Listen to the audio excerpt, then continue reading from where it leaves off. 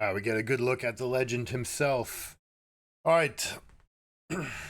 Second round of bands. We've got Callista, Caitlyn, Zaya. I was really hoping that Caitlyn would make it into the bands, matched by Maokai, Darius, and Oriana. Again, trying to get Adam to play his Renekton. Second round, we had Yasuo. Very kind of interestingly, Yasuo, a nod to Nuke's potential, and LeBlanc, and then Vi and Garen, further pinching the Gods pool. Kaisa, Rakan, Nico getting early prio makes a lot of sense. I do like the option of getting Sheo, a more aggressive jungler, but Wukong does not tend to do best into Lee Sin. He's a very good early skirmisher, but the decoy has a little bit less effect against Lee Sin. Lee Sin also having more variety in the distance he can travel between camps and getting over walls and things like this. So we'll see. The other major thing to talk about is they left Rumble up again.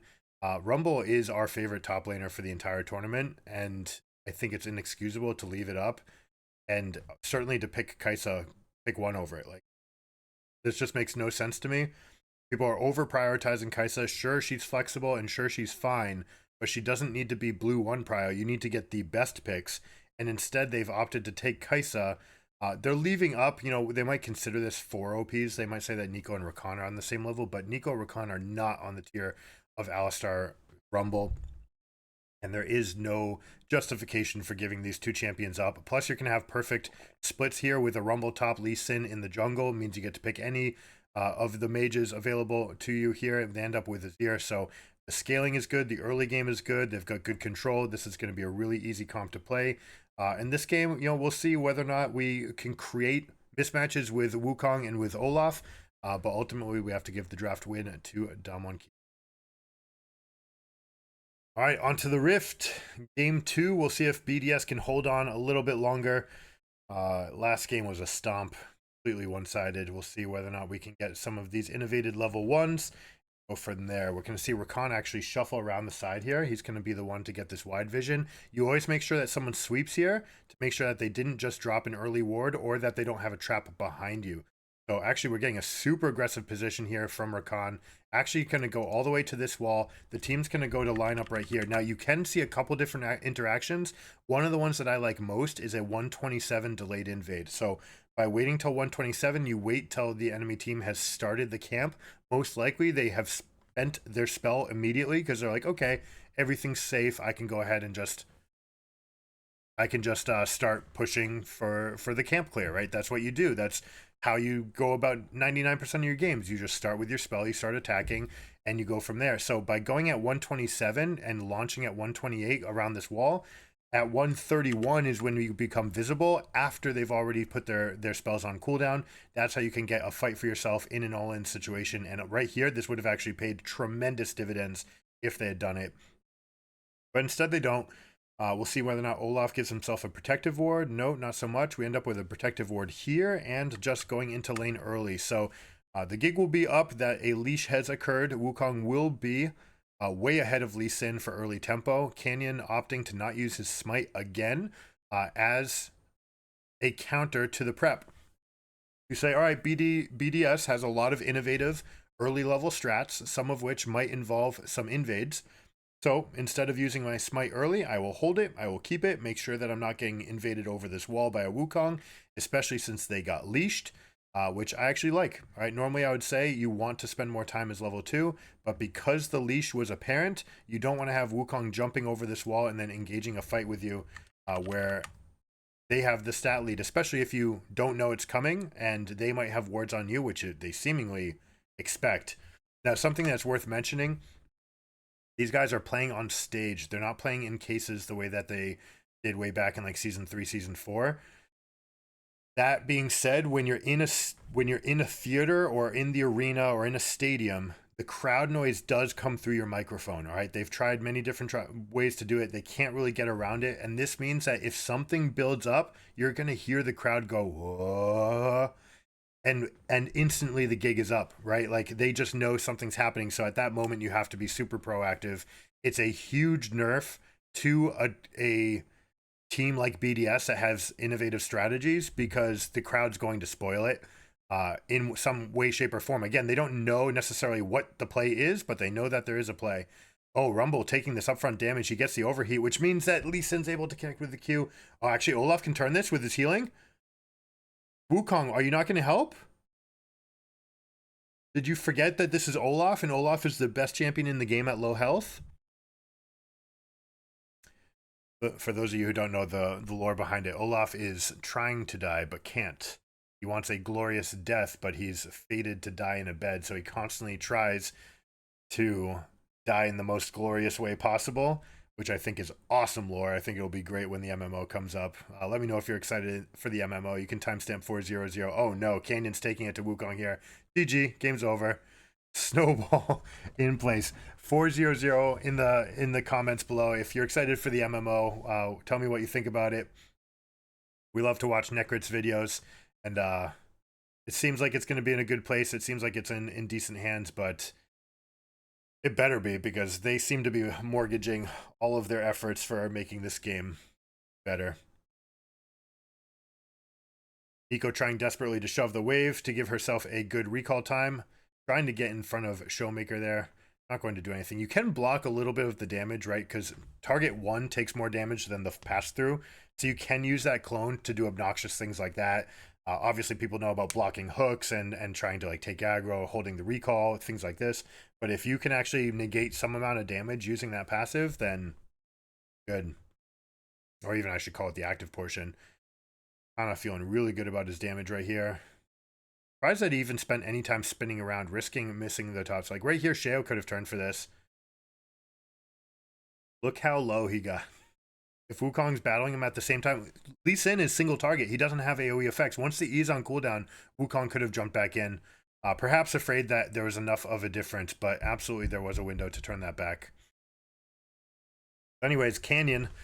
Jungle Canyon in effect. Iron Spike Whip versus Double Longsword. Lee Sin 8 camps versus 6.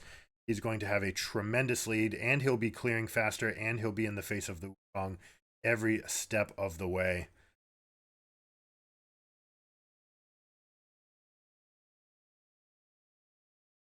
Oh, what is this, Nico? What is this? You guys see this?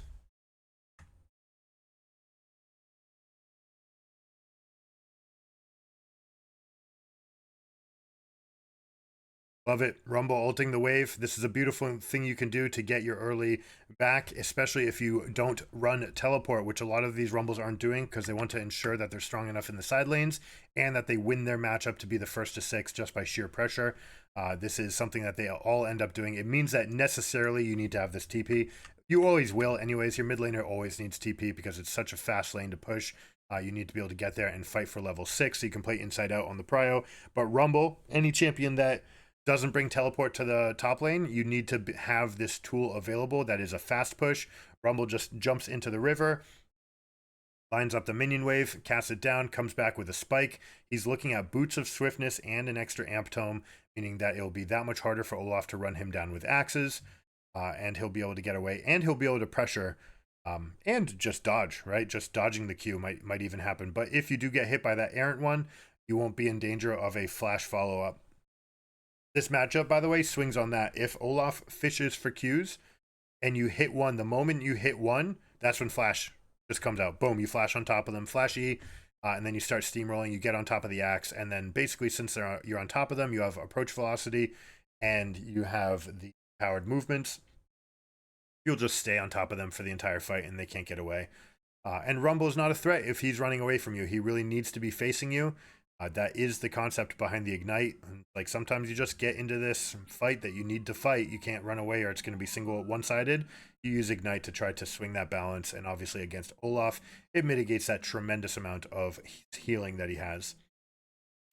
Finally, we see a Hex Drinker early. We'll see if this ends up being enough to swing it. I don't think it will be. Rumble's too far in the lead. Even having time to drop himself a control ward. This is something you don't always see the top laners do. They tend to love their spikes and they don't really want to spend that much time going for anything else. Lobrov stepping up right into the teeth of Aphelios, hitting 6. What is that? I was hoping for a close game. I don't think we're going to get a close game, guys. 0-3 to lead off, almost 2k in the advantage. Rumble holding the freeze up in top lane. He can break it whenever he wants. The Dragon is already in tow. The Herald has been warded. Olaf doing Olaf things, or I should say Olaf doing Adam things, where you just randomly go off into the jungle and do things. This is my play style. This is what I like to do. How come it's so much better for Adam? You always have to be careful of your timings, right? You have to know what is the threat, where's the enemy jungler, who can show up to this play, what am I trying to accomplish by doing it? If you can answer all those questions, then you can go for these invades. And especially in a case like this where you're losing and the lane is effed, right? Like there's nothing you can do about trying to break this. If you try to spend your resources on the wave, Rumble trades back onto you, and then you just exacerbate the problem. It becomes even worse, and you're lower health. So instead, going off, maybe you can find a fight with a Lee Sin. You'd love to do that as an Olaf. You've got more items.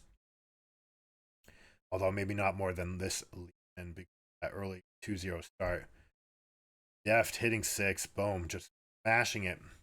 Alistar is on another level from Rakan. This was a draft diff. Kai'Sa is not worth it. Kai'Sa belongs in the same place that Renekton belongs. I'm happy to pick this, and I can pick it blind, and I don't mind any of the matchups that come out of it, and it's okay. It is not this, like, albeit, OP pick. That's Ashe. Ashe still not seeing enough play. Actually, going into this game, I believe Wukong's undefeated, like 3-0, but all the other times it was taken as a chance to take over the jungle matchup.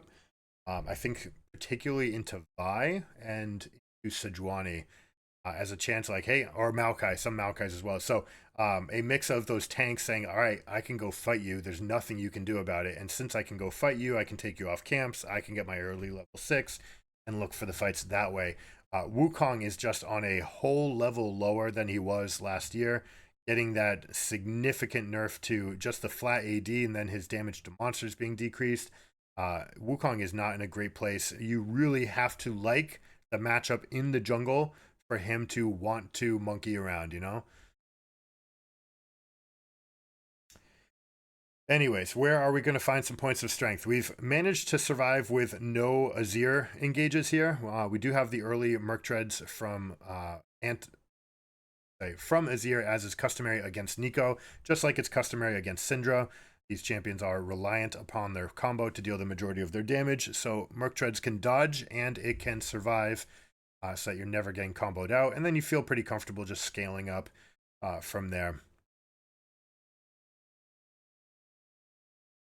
We're most likely going to see Landry's Anguish into Nashor's Tooth. This is the only one of the champions that is getting picked a lot that I'm okay with Merc Treads into Landry's.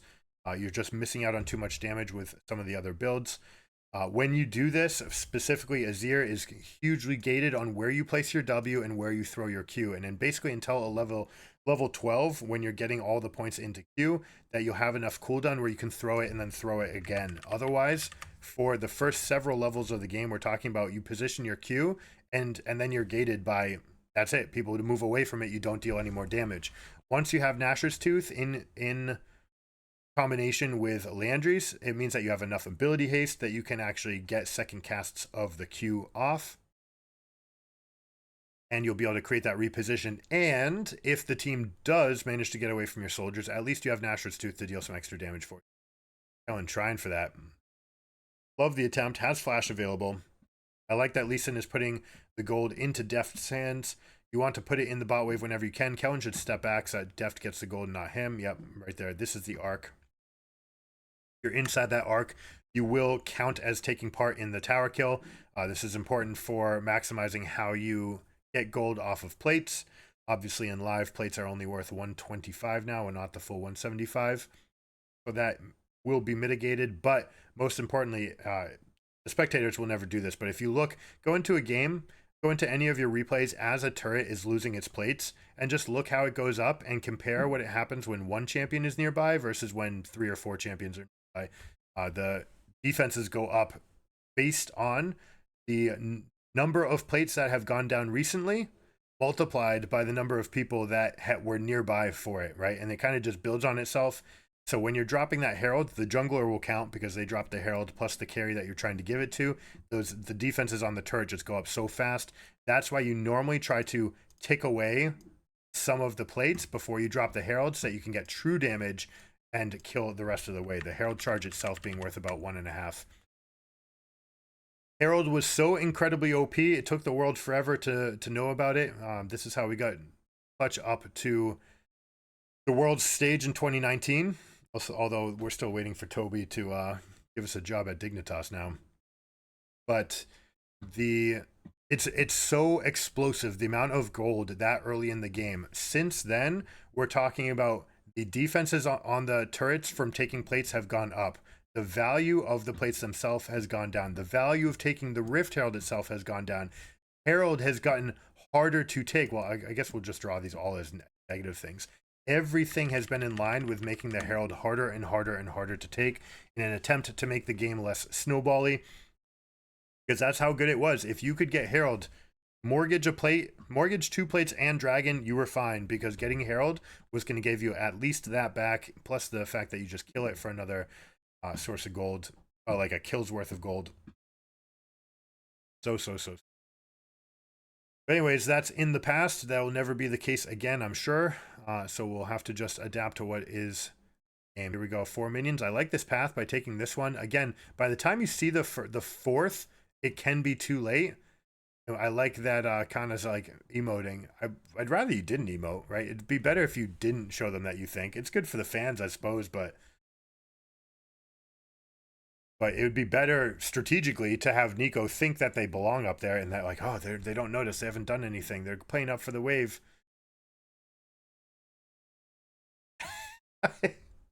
Oh, I love that Braum emote. That is that looks like the Keck W one, right? The guy that could barely breathe, he was laughing so hard. Ugh. All right, 6K gold.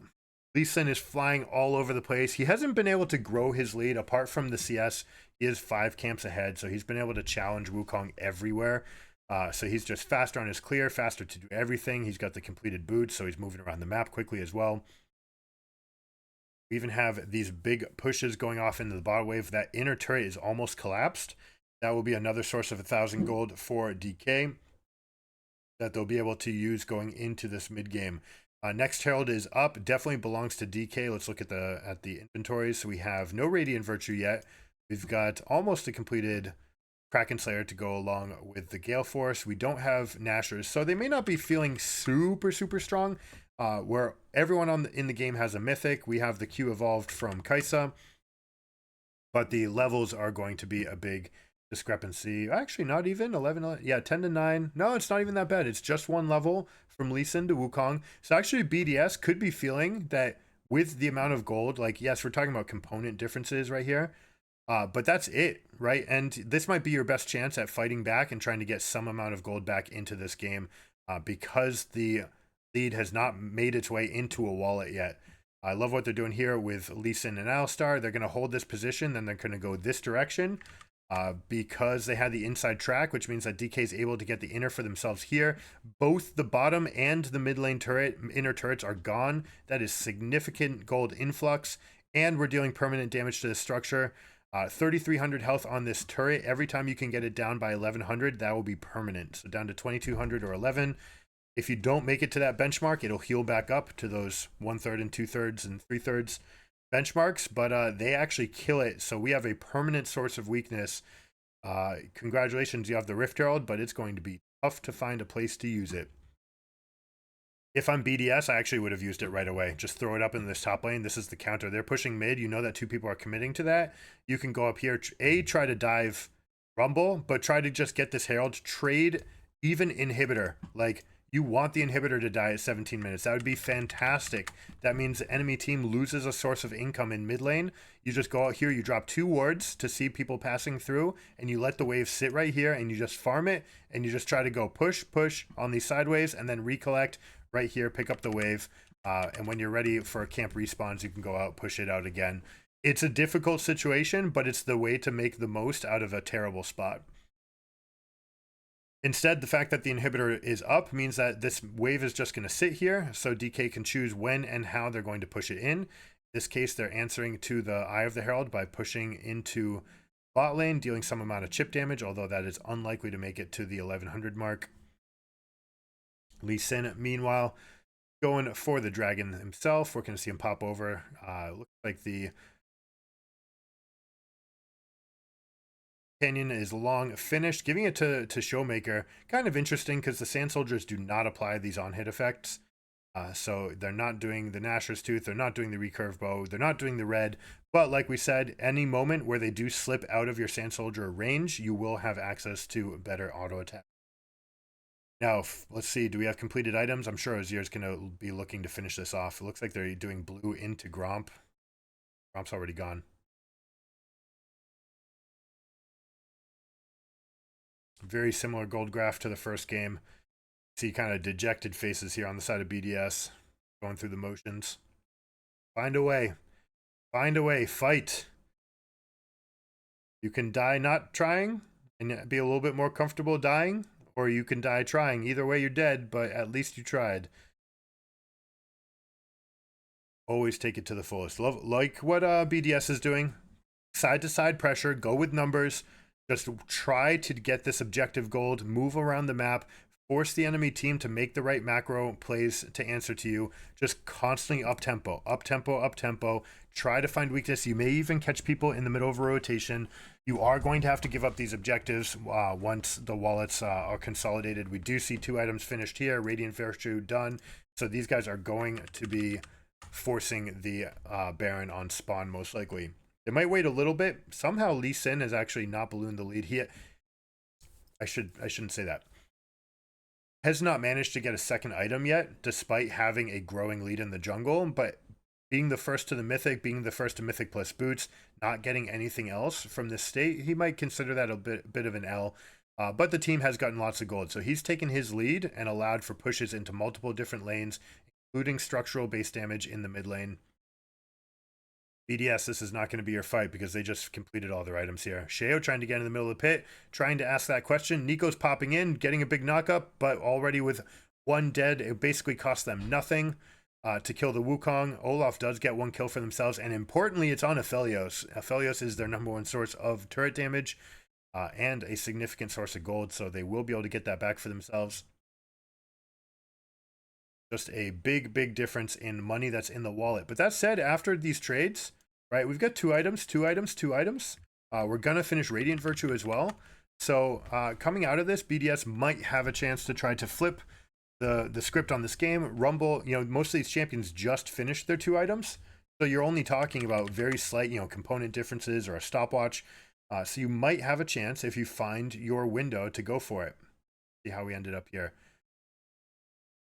Canyon, oh my goodness, flashing back into the pit. Immediate decoy trying to get in. Everyone else paused the damage. Beautifully done.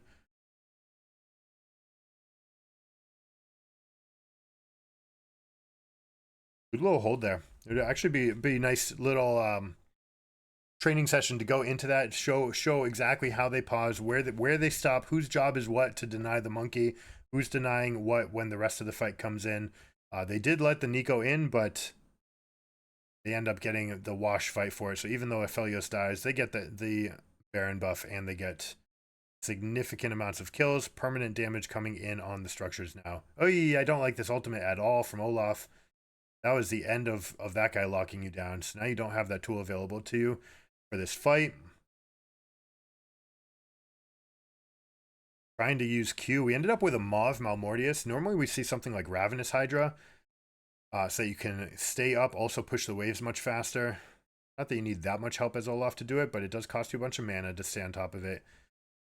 DK dutifully pushing in mid and side. Showmaker, you've got your mid laner coming in here. The threat is the Shurima shuffle into a scoop back into your team, so they're going to give him all the respect in the world. Kellen, also a flanking threat, doesn't need to be here for the front to back. He's much better T-boning coming in from the side. You see Wukong. I like what Wukong's doing. Like, hey, we might find an angle. Right now it's going to be tough because now all the minions are in play and you've got all these extra cannons with the empowered minions. Labrov is stepping up. We're going to look for a fight.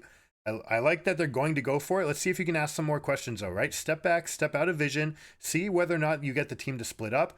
Canyon is actually dutifully holding position and they're saying, no, we're good. We can ignore Labrov right here. We can actually just go and press for this turret and then reconvene. You see this? This is beautiful communication. They're doing such a good job of not overreacting to any directional or misdirectional play by BDS. I love that BDS is trying for it. This is fantastic. Really forcing the enemy team to think and to be alert. And you're actually creating windows where, yeah, okay, maybe I can do something for myself. That was not ideal, though. A little bit of a panic. Actually caught himself up and is like, I've been behind enemy lines for a long time. I'm getting pretty nervous here, guys. But this should spell the end. DK has been here long enough that the supers are coming into the base. We do see a teleport coming in behind. It is going to be Nico. Let's see who she pretends to be. I'd like her to pretend to be Olaf. Nope, it's not going to be Rakan. There's no threat of Rakan here. The ultimate is not going to be enough. She just gets one shot. They turn back onto her. Now they're going to come back onto the Nexus. Who's going to get the 50 gold for this inhibitor kill? They just step up. Business stepping up, slamming the door shut. 24-minute beautiful win from DK, stemming off the back of an early jungle Canyon. Canyon inting a little bit. Hey guys, you do need to go end the game, please. I would hate to like accidentally let a team back in just because you're trying to BM them, knocking them. Ridiculous. All right, so there it is. Congrats. The defending champs are still alive. They're still going to have a long road to go, like we spoke about. Now they're in the 1-2 bracket, which means that you need to win another best of 3 to get into the 2-2 bracket. Then they'll be fighting do or die against the last remaining 2-2 teams to try to make it in. They do have a lot of experience on this roster. They have the defending world champion on this roster. So I do expect for some big things. This was much better form. That said, BDS was a class below G2 in Europe this year. So we'll see whether or not the European teams have, the other European teams have more of a fight in. Okay. I'll catch you guys next time. We are having a break until Thursday. We'll be live streaming the rest of the week. 12 to 3 o'clock on weekdays is when we're normally live. We'd love to see you guys there. Say hi. Say that you came from YouTube, that you saw some of the videos. And you guys can check out gigagamingacademy.com/coaching. You can see that there's a brand new deal there that I think everyone is going to love. So that's my prize. That's my present for you. Thanks so much for keeping the channel going. I appreciate you guys hanging around till the end. I'll catch you next time. As always, keep it surreal. Peace.